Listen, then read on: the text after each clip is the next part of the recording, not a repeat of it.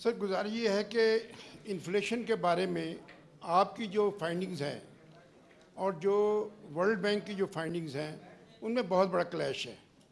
آپ نے جو لوگوں کی سیلری بڑھائی ہے اور خاص طور پہ جو سرکاری ملازمین کی 10%، وہ انفلیشن کا جو امپیکٹ ہے اس سے وہ میل نہیں کھاتی.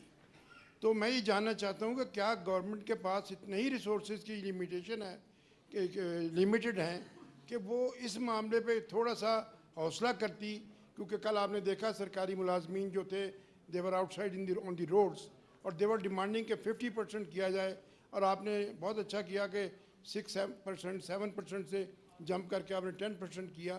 اگر اس کو کچھ تھوڑا سا اتنا کر دیتے کہ ان کی جو ڈیمانڈ ہے ان کے آپ کہیں قریب پہنچ جاتے.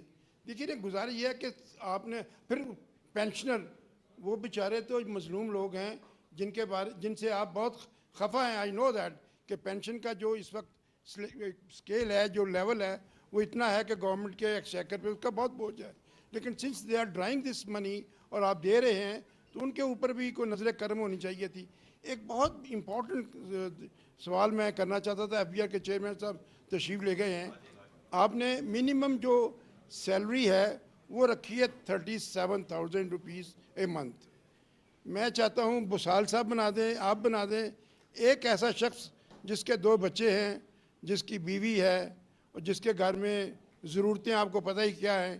کیا یہ 37,000 روپے میں کسی ایک چھوٹے سے گھر کا بجٹ بن سکتا ہے؟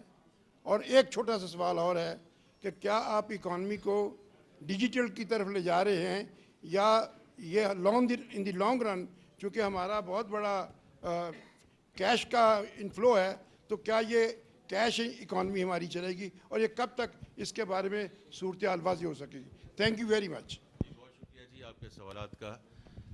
دیکھیے، کوئی سیلری کی بات ہو، پینشن کی بات ہو، صاحب میں تو صرف یہ کہوں گا کہ اس کا کوئی بینچ مارک ہونا چاہیے نا.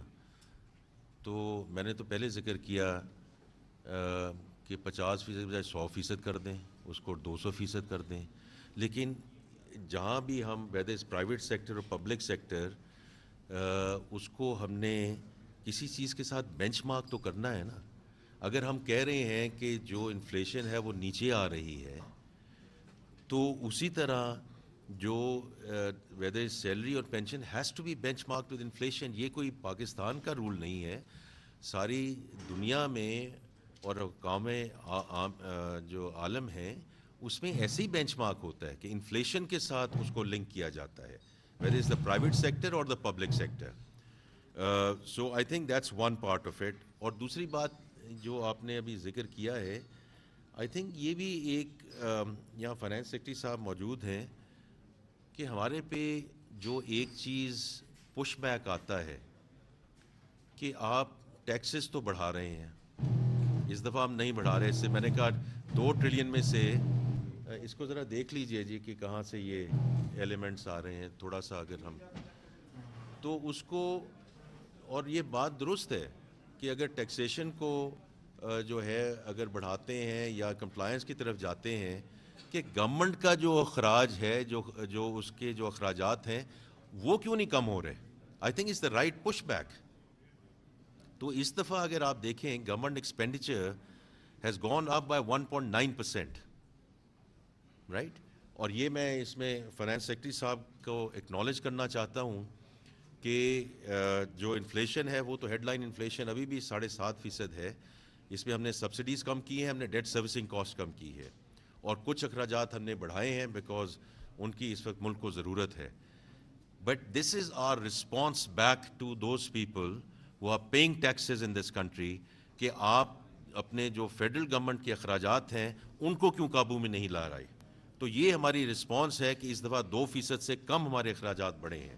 تو باقی تو سر بات یہ ہے کہ جتنا مرضی ہم دیتے جائیں، اور اگر فسکل سپیس ہو نمبر 1 تو ہم اس کو کچھ کر سکتے ہیں، لیکن اگر جتنی چادر ہے اسی کے مطابق ہم نے آگے چلنا ہے نا. It's as simple as that.